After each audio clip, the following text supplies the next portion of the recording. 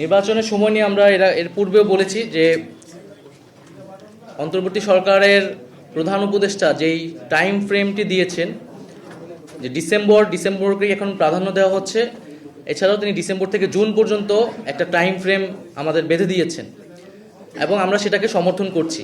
কিন্তু আমরা বলছি যে এই সময়ের মধ্যেই যে বিচার এবং সংস্কার সহজে আমরা গণপরিষদের দাবিটি জানিয়েছি সেটা আসলে এই সময়ের মধ্যেই করা সম্ভব।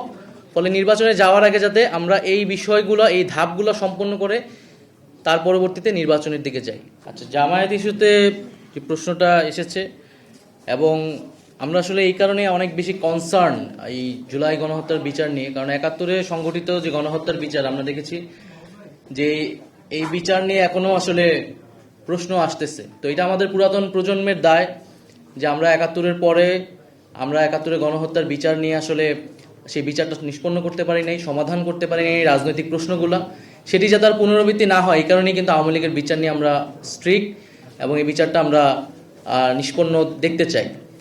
এবং আমরা মনে করি যে যত গণহত্যা হয়েছে ৭১ থেকে শুরু করে বাংলাদেশের সেই সকল গণহত্যার বিচারই আমরা চাই।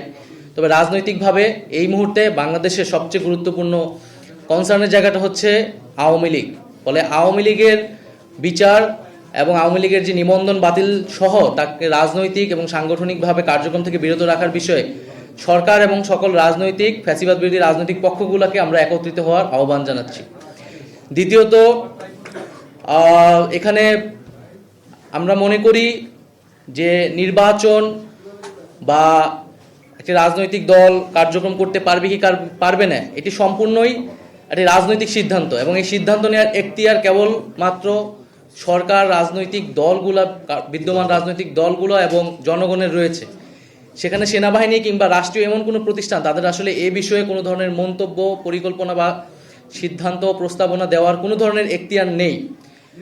তো আমরা মনে করি যে এই ধরনের চর্চা যাতে বাংলাদেশে না হয়, রাজনৈতিক সিদ্ধান্তগুলো রাজনৈতিক মহলই নিবে এবং সেটা গণতান্ত্রিকভাবেই হবে এবং সামনের সেই গণতান্ত্রিক প্রক্রিয়াতে আমরা উত্তরণ করতে চাচ্ছি।